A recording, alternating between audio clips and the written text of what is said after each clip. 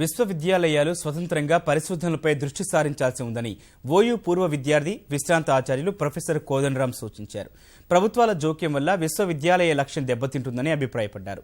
కేవలం చదువు మాత్రమే విశ్వవిద్యాలయ లక్ష్యం కాదని, పరిసర ప్రాంతాలు సమాజంపై అవగాహన ఉండాలని పేర్కొన్నారు. రాజకీయాలను యూనివర్సిటీలు శాసించలేవన్న ఆయన అంత మాత్రాన ప్రజా సమస్యలపై స్పందించకుండా ఉండలేవని అన్నారు. శతాబ్ది ఉత్సవాలకు సిద్ధమవుతున్న ఉస్మానియాతో ఆయనకున్న అనుబంధాన్ని, అనుభవాలను ఈటీవీతో పంచుకున్నారు. ఉస్మానియా విశ్వవిద్యాలయం శతాబ్ది ఉత్సవాలు జరుపుకుంటున్న వేళ 1 కోటి మందికి పైగా విద్యాబుద్ధులు నేర్చుకున్నటువంటి విద్యార్థి లోకమంతా కూడా ఈ ఉత్సవాల్లో పాల్గొనేందుకు సిద్ధమవుతోంది. ఈ ఉస్మానియా విశ్వవిద్యాలయంలో అక్షరాలు దిద్ది ఇక్కడే విద్య అభ్యసించి ఆ తర్వాత అనేక ఉద్యమాలకు కీలక భూమిక పోషించినటువంటి తెలంగాణ ఐకాసా చైర్మన్ ప్రొఫెసర్ కోదండరాం సార్ మనతో ఉన్నారు. ఆయనకు ఉస్మానియా విశ్వవిద్యాలయంతో ఉన్నటువంటి అనుబంధం, చారిత్రక వైభవాన్ని కూడా ఆయన అడిగి తెలుసుకుందాం. సార్ నమస్కారం. సార్ నమస్తే సార్. ఉస్మానియా విశ్వవిద్యాలయ కేంద్రంగా మీరు ఇక్కడే విద్యార్థిగా ఉన్నారు, ఆ తర్వాత అధ్యాపకుడిగా ఉన్నారు, ఆ తర్వాత జరిగినటువంటి అస్తిత్వ ఉద్యమాలకు కూడా నాయకత్వం వహించారు. ఇలాంటి సందర్భంలో వచ్చినటువంటి ఈ శతాబ్ది ఉత్సవాన్ని ఏ రకంగా చూస్తాం? యూనివర్సిటీ శతాబ్ది ఉత్సవాలంటే మాకు కొంచెం గర్వం కూడా అనిపిస్తుంది. మేము చదువుకున్న మా యూనివర్సిటీ ఇంత పాతదా, ఇన్నేళ్లుగా ఇది ఇక్కడ ఉండి ఇంతమందికి విద్యాబోధనలు నేర్పినటువంటి ఒక చరిత్ర ఉంది అని తెలుసుకున్నప్పుడు చాలా సంతోషంగా ఉంటుంది, చాలా గర్వంగా కూడా అనిపిస్తుంది. మేము ఈ యూనివర్సిటీ గురించి మనం చెప్పుకోవాలంటే వాస్తవానికి తెలంగాణ గురించి చెప్పుకోవటం తప్ప మరొకటి కాదు. ఇక్కడ విద్యార్థులు, ఇక్కడి అధ్యాపకులే తెలంగాణ సమాజానికి మార్గనిర్దేశన చేశారు. నిజాం వ్యతిరేక ఫ్యూడల్ వ్యతిరేక పోరాటాల నుంచి మొదలుకుంటే నిన్న మొన్నటి మలిదశ తెలంగాణ ఉద్యమం దాకా తెలంగాణ సమాజంలో జరిగిన అన్ని కీలక ఘట్టాలలో ఉస్మానియా యూనివర్సిటీ యొక్క పాత్ర ఉంది. ఆ పాత్ర అనేది చాలా గొప్పగా కూడా ఉంది. ఒక అద్భుతమైనటువంటి రీతిలో ఈ సమాజాన్ని వ్యక్తీకరించటం, ఇక్కడి సమస్యల్ని విశదీకరించటం, ప్రజలు సమస్యల పరిష్కారానికి వాళ్ళకు ఒక మార్గనిర్దేశన చేయటం, అది ఉస్మానియా యూనివర్సిటీ పాత్ర. మేము ఎక్కడన్నా ఊళ్ళల్లోకి పోతే నేను కూడా యూనివర్సిటీ సార్ అని చెప్తాను. పక్కన మాకు ఓసారి మిత్రులు అంటారు, ఏందా ఇంత గొప్పగా చెప్పుకుంటారు అంటే ఉస్మానియా యూనివర్సిటీ విద్యార్థులమని చెప్పుకుంటే మాకు అదొక గౌరవ సూచకం. అది సార్, మనం ప్రధానంగా ఉస్మానియా విశ్వవిద్యాలయాన్ని అనేక ఉద్యమాలకు వేదికగా చూస్తాం. ఇలాంటి సందర్భంలో విద్యాపరంగా ఎలాంటి విజయాలు సాధించింది ఉస్మానియా విశ్వవిద్యాలయం? మొట్టమొదట ఉర్దూలో బోధన జరిగింది. 1950 దాకా ఉర్దూలో బోధన అయిన తర్వాత 50లో మెల్లమెల్లగా ఇంగ్లీష్ మీడియాన్ని ప్రవేశపెట్టింది ఇక్కడ. అప్పటి నుంచి ఇంగ్లీష్లో బోధన జరుగుతూ వచ్చింది. 1980ల తర్వాత తెలుగు మీడియం విద్యార్థులు వస్తే వాళ్ళకు తెలుగులో పరీక్ష రాసుకునే సౌకర్యం ఉన్నా ఇంగ్లీష్లో బోధన జరుగుతూ ఉండేది. ఆ రకంగా కొంత తెలుగు మీడియం విద్యార్థులు కూడా నిలదొక్కుకోవటానికి కావలసిన సహాయము ఉస్మానియా యూనివర్సిటీలో దొరికింది. అన్నిటికంటే గొప్ప విషయం ఏంటంటే చాలా విశ్వవిద్యాలయాలు మారుతున్న పరిస్థితులకు తగ్గట్టుగా సిలబస్ను మార్చుకునే ప్రయత్నం చేయలేదు. ఉస్మానియా యూనివర్సిటీలో ఆ మార్పులు జరిగాయి. చాలా వినూత్నమైనటువంటి సిలబస్ ఉంటుంది ఇక్కడ చాలా డిపార్ట్మెంట్స్లో ఉన్న సిలబస్ ప్రపంచంలోని అత్యున్నతమైన యూనివర్సిటీలో ఉన్న సిలబస్తో సమానంగా ఉంటుంది. అది యూనివర్సిటీలో ఉన్న గొప్పతనం. ఇక్కడ చాలామంది అద్భుతమైనటువంటి పరిశోధన చేసినటువంటి వాళ్ళు అధ్యాపకులుగా ఉన్నారు, ప్రపంచంలోనే పేరుగాంచినటువంటి వాళ్ళు. 1980 తర్వాత తెలంగాణలో వచ్చినటువంటి ఫ్యూడల్ వ్యతిరేక పోరాటాలతో అట్టడుగు వర్గాల్లో చదువుకోవాలనే తాపత్రయం బాగా పెరిగింది. తమకెంత కష్టమైనా కష్టాలను భరిస్తూ పిల్లల్ని చదివించింది. ఆ చదువు వల్లను సామాజికంగా ఉన్నతిలోకి అభివృద్ధిలోకి తీసుకొస్తుందని తల్లిదండ్రులు గట్టిగా గుర్తించి వీళ్ళందరినీ కూడా పిల్లల్ని చదివిస్తే వాళ్ళు చాలామంది కష్టపడి యూనివర్సిటీ దాకా చేరుకున్నారు. ఇవాళ ఆ వర్గాలు యూనివర్సిటీలో చేరుకొని విద్యను పొంది ఒక మంచి స్థానంలోకి వచ్చేటువంటి స్థితిలో ఉన్నారు. కాబట్టి ఇట్లా ఒక సామాజిక మార్పుకు దోహదపడినటువంటి సంస్థలు నా దృష్టిలో చాలా తక్కువ. చాలా అద్భుతంగా ఒక విప్లవానికి దోహదపడుతున్నటువంటి సంస్థల్లో ఉస్మానియా యూనివర్సిటీ ఒకటి. సార్, మీరు ఉస్మానియా విశ్వవిద్యాలయంలోకి వచ్చినప్పుడు మొదటగా ఎలాంటి అనుభవం ఎదురైంది? ఆ తర్వాత వచ్చినటువంటి మీరు ఉన్నప్పుడు జరిగినటువంటి ఉద్యమాలు ఏంటి? ఇప్పుడు ఏ విద్యార్థికైనా మొట్టమొదట యూనివర్సిటీకి రాగానే ఆర్ట్స్ కాలేజ్ బిల్డింగ్ అని వస్తుంది, చూడంగానే అనుకుంటారు ఇక్కడ చదువుకోవటం ఎంత అదృష్టం కదా నిజంగా. మేము చాలాసార్లు ఇక్కడనే కూర్చునేవాళ్ళం.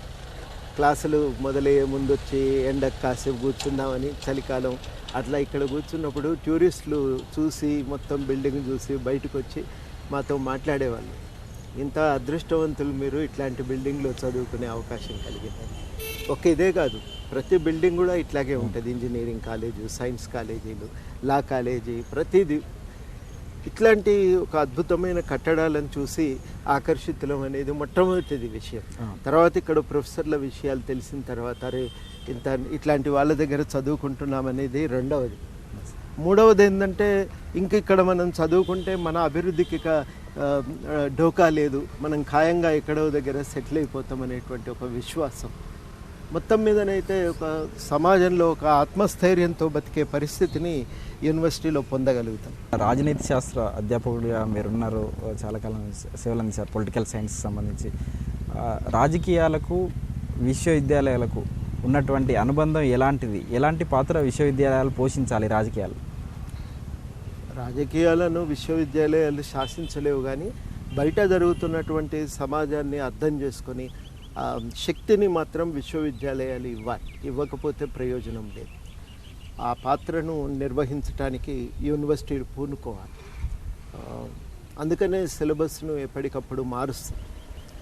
ఈ సిలబస్ కూడా ఏంటంటే వర్తమాన సమాజాన్ని అర్థం చేసుకోవటానికి కావలసిన ఒక సైద్ధాంతిక పునాది, పరిపుష్టత చేకూర్చగలగాలి. మా దగ్గర అంటే సమాజం గురించి, సైన్సెస్లో, ఇంజనీరింగ్లో అయినా మన చుట్టూ ఉండే సమాజంలో తమ జ్ఞానాన్ని అర్థం చేసుకొని దాన్ని నిర్మించడానికి కావలసిన శక్తిని యూనివర్సిటీలు ఇవ్వగలగాలి. మన దగ్గర జరుగుతున్న ఒక ప్రమాదం ఏంటంటే యూనివర్సిటీలు ఎక్కువ వరకు బయట దేశాల్లో వచ్చిన సిద్ధాంతాలను తీసుకొచ్చి నేర్పిస్తున్నాయి. ఆ సిద్ధాంత చట్రాల్లో వాస్తవాలను నింపే ప్రయత్నం చేస్తాం. అట్లా కాకుండా మనం చూసే వాస్తవాలను విశ్లేషించుకునేటువంటి శక్తి, అర్థం చేసుకొని మార్చడానికి కావలసిన ఒక మార్గాన్ని ఎంచుకునేటువంటి శక్తి ఈ యూనివర్సిటీలు ఇవ్వగలగాలి. అక్కడ నా దృష్టిలో యూనివర్సిటీ పాత్ర చాలా కీలకమైంది. సంపూర్ణంగా కాకపోయినా కొంతమేరకైనా ఉస్మానియా యూనివర్సిటీ ఆ పాత్రను నిర్వహించింది. చుట్టూ ఉద్యమాలు ఉండటం, ఆ ఉద్యమాల ప్రభావం, ఒత్తిడి కారణంగా యూనివర్సిటీలో ఉన్న అధ్యాపకులు కూడా కొంత ఈ దిశగా యూనివర్సిటీలను నెట్టడానికి ఒక ప్రయత్నం చేస్తున్నారు. అది ఘర్షణే, నిజానికి చాలా పెద్ద ఘర్షణ ఏదన్నా ఉందంటే అది సిలబస్ కోసం జరిగేటువంటి ఘర్షణ. ఒకప్పుడు ఉస్మానియా విశ్వవిద్యాలయం అంటే అనేక సైద్ధాంతిక చర్చలకు కానీ లోతుల్లోకి వెళ్ళే వాళ్ళు, ప్రస్తుతం ఆ పరిస్థితి ఉందంటారా? అప్పుడు విద్యార్థి నాయకులు కూడా రోల్ మోడల్స్గా ఉండేవారు, అంతా గోల్డ్ మెడల్స్ సాధించేవాళ్ళు. ఆ పరిస్థితి ఎందుకు ప్రస్తుతం ఏమైనా తేడా ఉందా అప్పటికి ఇప్పటికి?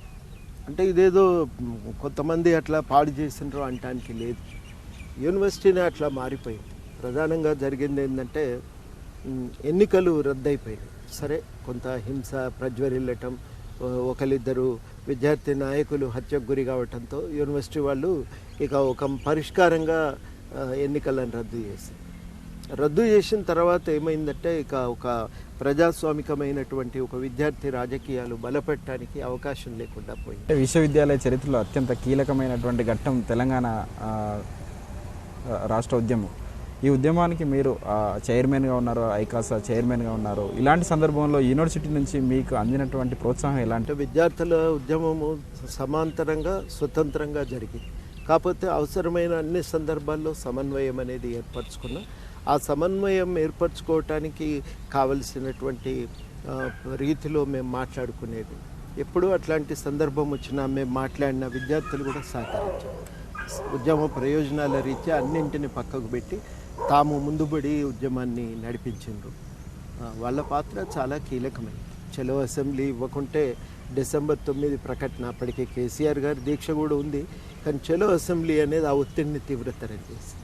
అట్లాగే ఆ తర్వాత కాలంలో వాళ్ళు క్రియాశీలకంగా నిలబడి 2010 జనవరి 2 నాడు 3 నాడు ఇక్కడ ఒక భారీ సభ జరిగింది. భారీ సభ అంటే ఇక అక్కడ మెట్ల నుంచి మొదలుకుంటే ఈ కనబడే దూరం అంతా మనుషులే. ఎక్కడ పైన పచ్చడి చెట్లు, కింద మనుషులు తప్ప ఇంకొక లెవెల్ ఏది కనబడలే ఇక ఆ రోజు. అట్లాంటి ఒక అద్భుతమైన సభ. ఆ రోజు అందరు అన్నారు ఇక మొత్తం వీళ్ళు హైదరాబాద్కు అగ్గిపెట్టేపోతారు అన్నారు. కానీ విద్యార్థులు ఎట్లా వచ్చిండ్రో అట్లా పోయినరు. ఒక్క ఆకు కూడా కింద రాలిపడలేదు. విశ్వవిద్యాలయంలో ఇంకా చరిత్ర అంతా కూడా చాలా ఘనంగా ఉంది. 2014 వరకు కూడా అనేక ఉద్యమాల్లో కీలక భూమిక పోషించారు. విద్యారంగంలో ఉన్నత శిఖరాలు అధిరోహించారు. ఇదే వారసత్వాన్ని భవిష్యత్ తరాలకు అందించాలంటే ఎలాంటి మార్పులు చేర్పులు అవసరం అంటారు? యూనివర్సిటీని సీరియస్గా తీసుకోవాలండి. గవర్నమెంట్కు పట్ల మాకున్న ఆక్షేపణ ఏంటంటే ఉస్మానియా యూనివర్సిటీ పట్ల వాళ్ళు ప్రదర్శిస్తున్న వైఖరి సరిగ్గా లేదు. ఇది కాదు, మేము తెలంగాణ ఉద్యమంలో పాల్గొన్నప్పుడు ఉస్మానియాను ఘనంగా నిర్మించుకుంటాం, మళ్ళీ తెలంగాణలో దీనికి ఉన్నటువంటి ఒక పూర్వ వైభవాన్ని మళ్ళీ సాధించుకుంటాం, యూనివర్సిటీకి తెలంగాణలో ఒక స్థానాన్ని సంపాదించుకోగలుగుతామని చెప్పి అనుకున్నాం. అట్లాంటి ప్రయత్నం లేదు. చాలా దురదృష్టకరం ఏంటంటే ఇవాళ ఉత్సవాలు జరుగుతున్న తీరు, ఇంత పోలీసు పహారా అక్కర్లేదు. ఇది యూనివర్సిటీ కార్యక్రమం. నిజంగా మీకు అవసరం అనుకుంటే విద్యార్థులతో మాట్లాడాలి. అది పెద్ద కష్టమైన పని ఏం కాదండి. 35 విద్యార్థి సంఘాలు కలిసి ఎన్నో కార్యక్రమాలు చేసినాయి. ఎక్కడ కూడా వాళ్ళ మధ్యన ఘర్షణ రాలేదు. ఒక అవగాహనకు రాగలిగితే వాళ్ళ సమస్యలను అర్థం చేసుకొని పరిష్కారానికి అడుగులు పడితే కనుక ఇదేం పెద్ద కష్టమైన పని కాదు. శత జయంతి ఉత్సవాలకు అర్థం ఎప్పుడు ఉంటుందంటే యూనివర్సిటీ అభివృద్ధికి ప్రణాళిక వేసి ఆ ప్రణాళిక అమలును కూడా అదే సందర్భంగా దాన్ని కూడా ప్రకటించి దాన్ని కూడా ప్రారంభం చేస్తే అప్పుడు నిజంగా శత జయంతి ఉత్సవాలు జరిగిన సంతృప్తి సంబరం ఉంటుంది. పిల్లలు కూడా ఉత్సాహంగా పాల్గొంటారు. అట్లనే జరగాలి. ప్రతి విద్యార్థి దాంట్లో భాగం కావాలి, పంచుకోగలగాలి. దాన్ని ఈ యూనివర్సిటీలో తాను గడిపిన క్షణాలను గుర్తు చేసుకోవటానికి పూర్వ విద్యార్థులకు అవకాశం దొరకాలి. విశ్వవిద్యాలయం అంటే విద్యార్థితో పాటు సమాజం కూడా నాది విశ్వవిద్యాలయం అనేటువంటి భావనకు లోనవుతుంది. ఎందుకు అలాంటి ఎలా విశ్లేషిస్తుంది? తెలంగాణలో ఉస్మానియా అంటేనే ఇది మాదనుకుంటారు. ఎక్కడ మీరు అట్లా చూడరు ప్రపంచంలో. కానీ జరుగుతున్నది ఏంటంటే ఆ సంబంధాన్ని మనం ఇంకా పెంచాలి. దాన్ని నీరు పోసి చెట్టును పెంచినట్టుగా దాన్ని ఆ సంబంధాన్ని పెంచే బదులుగా మెల్లమెల్లగా ఏం చేస్తున్నామంటే యూనివర్సిటీ ఒక పక్కకు నెట్టి మరోవైపు ప్రైవేట్ యూనివర్సిటీలు తెచ్చే ప్రయత్నం. ప్రైవేట్ యూనివర్సిటీల బిల్లు ఆగిపోయింది. ఆ దృష్టిని కొద్దీ మళ్ళీ ఏ క్షణమైనా రావచ్చు. అంటే మాకేందుకు ఈ యూనివర్సిటీ ఇంకోటి చేసుకుంటాం బయట మేము సౌకర్యంగా అనే ఆలోచన అది మంచిది కాదు. నా దృష్టిలో ఏంటంటే ఈ సమాజంలో ఒక మార్పు రావాలంటే ఉస్మానియా యూనివర్సిటీ బాగుండాలి. అది చాలా ముఖ్యం. ఉస్మానియా యూనివర్సిటీని మనం కాపాడుకోలేకపోతే తెలంగాణ సమాజంలో మార్పు చూడజాలం. ఇది లేకపోతే ఏమవుతుంది? మార్పు ఆగుతుంది అంటే ఆగదు. ఇంకేదో పద్ధతుల్లో సమాజం తన తొవ్వ తాను వెతుక్కుంటుంది. కానీ అది దీర్ఘకాలికంగా దానివల్ల మంచే జరుగుతుందో చెడే జరుగుతుందో మనం చెప్పలేము. కానీ ఇది మన నియంత్రణలో ఉన్న సంస్థ. మనం దీని ద్వారా ఒక మార్పును తేగలిగే అవకాశం ఉంది. అప్పుడు ఈ వ్యవస్థను మనం కాపాడుకొని దీని ద్వారా మార్పు తేవటానికి పూనుకోవాలి. అది ఇవాళ గవర్నమెంట్ ముందు ఉన్నటువంటి బాధ్యత. ఆ బాధ్యతను నెరవేర్చకపోవటమే కొంత బాధాకరమైనటువంటి విషయం. విశ్వవిద్యాలయ యొక్క పాలక మండలికి కానీ విద్యార్థులకు కానీ ఈ శతాబ్ది ఉత్సవాల సందర్భంగా మీరు ఇచ్చేటువంటి సందేశం? పాలక మండలి ఉంటే బాగుండు కదా, అది లేనే లేదు. ఎన్నేళ్ళైందో అది లేక. అట్లాంటిది ఒకటి నిజంగా ఉండాలి, ఉండి దీన్ని బాగు చేయాలి.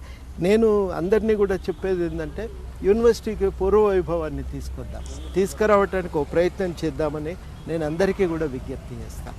ఖచ్చితంగా అది మన ప్రయత్నం. మేము కూడా కావాలంటే విద్యార్థులను భాగం చేయగలం. కానీ మీ వ్యూహరచన ఏందో మాకు తెలియాలి కదా. తెలిస్తే అందరినీ కూడా ఒప్పించటం కలుపుకొని పోవటం అనేది సాధ్యమవుతుంది. అట్లాంటి ఒక ప్రయత్నం చేయకపోవటమే శోచనీయమైన విషయం. ఈ విశ్వవిద్యాలయ యొక్క ఖ్యాతిని ముందుకు తీసుకెళ్లేందుకు పూర్వ విద్యార్థులు ఏ రకమైనటువంటి అంశాల్లో భాగస్వామ్యం అయితే బాగుంటుంది? ఇప్పుడు ఇక్కడ పూర్వ విద్యార్థులు అంటే ఎక్కడెక్కడో ఎన్నో ఉన్నతమైన స్థానాల్లో ఉన్నారు. మనం సరిగ్గా భాగస్వామ్యం చేసుకోగలిగితే యూనివర్సిటీ అభివృద్ధికి కావలసిన మార్గనిర్దేశన చేస్తారు, నిధులను సమకూర్చగలుగుతారు. అన్నిటికంటే ముఖ్యంగా ఏంటంటే ఇప్పటి తరానికి ఉత్సాహం ఇవ్వగలుగుతారు కదా. అరే వీళ్ళంతా ఇక్కడ చదువుకున్నారట అంటే వచ్చేది వేరే ఉంటుంది. ఒక అజారుద్దీన్ మన యూనివర్సిటీ విద్యార్థి అన్నప్పుడు తెలుసుకున్నప్పుడు కలిగేటువంటి ఉత్సాహం వేరే ఉంటుంది. అది నా దృష్టిలో చాలా కీలకమైనటువంటిది. ఎందరూ కిరణ్ కుమార్ రెడ్డి ఇదే యూనివర్సిటీలో చదువుకున్నవాడే కదా. ఇక్కడే లా కాలేజీలో నిజాం కాలేజీలో చదువుకున్నాడు. ఎంతమంది లేరు అట్లాంటి వాళ్ళు. ఎక్కడెక్కడో అనేక రాష్ట్రాల్లో కూడా ఉన్నారు. మహారాష్ట్రలో కూడా శివరాజ్ పాటిల్ ఇక్కడి వాడే.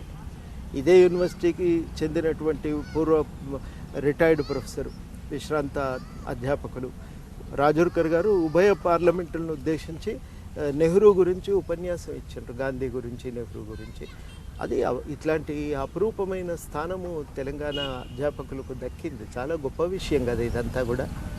అందుకని చాలా పత్రికలకు సంపాదకులుగా పనిచేసిన వాళ్ళు ఉన్నారు ఇక్కడ నుంచి. వాళ్ళందరినీ కూడా మనం పిలిచి భాగస్వామ్యం చేసుకుంటే విద్యార్థులకు ఒక ధైర్యము కల్పించగలుగుతారు.